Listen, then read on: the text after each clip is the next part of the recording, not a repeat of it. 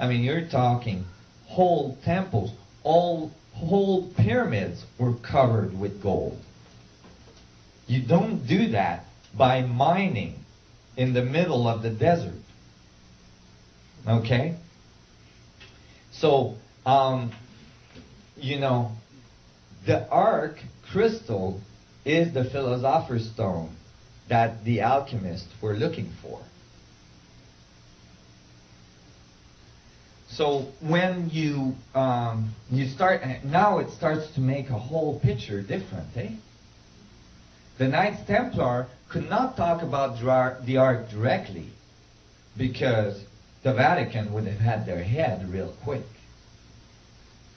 So they had to talk about it in terms of magic, in terms of magical spell. They had all these ancient books that had description of the ark. They started to distribute those in underground, you know, grassroots, you know, sectors. And all these became magical texts. That's why you see all these ancient texts appearing in the middle of Europe, like the Kabbalistic texts. And the modern archaeologists and historians think, oh, the Kabbalah came out of the 11th century in Europe. It's not ancient. And all the Jewish people are saying, no, this is ancient knowledge. Right? That's because the historians are confused where the information came from. It came from the Knights Templar. And so they start to distribute this, and they became very powerful. They became very rich, and the King of France started to freak out. The King of France was losing a lot of money, and the Pope was getting very, very worried that the ark was going to become public knowledge. And that would not be good for the Vatican. So the King of France, and this is a historic meeting, the King of France, the Pope of the time, and an Ethiopian delegation got together at the Vatican.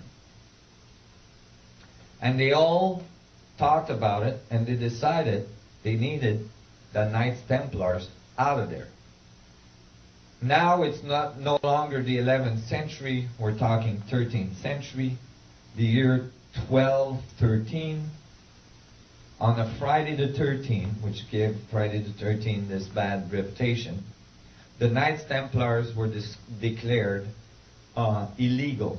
The order of the Knights Templar was declared illegal by the Pope, and the Inquisition striked at some of the largest temples of the Knights Templar. Many of the temples actually were dedicated to the goddess, to the Black Madonna.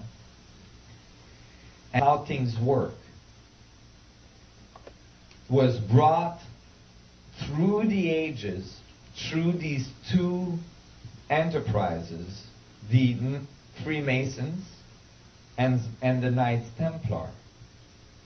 And that's why in both of these traditions, you find and I did research this, they both say that their roots was the Knights Templar and that their knowledge comes from ancient Egypt. You see what I mean? And they both have the highest level of initiation at the 32nd level of initiation.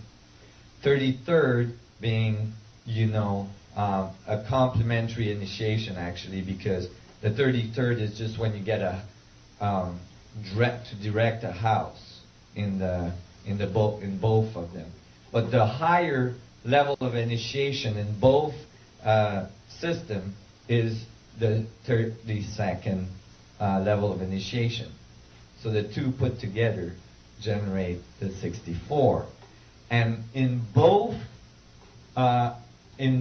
systems, the highest level of initiation consists of, and I've asked to both, consists of stepping in front of a mock Ark of the Covenant and making vows.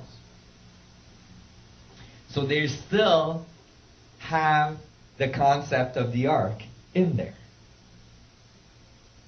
Well, when the New World was discovered, guess who came? The Freemasons. The founders of the Constitution of this country was written by Freemasons. And the whole layout of the Washington Monument and so on was laid out by the Freemasons.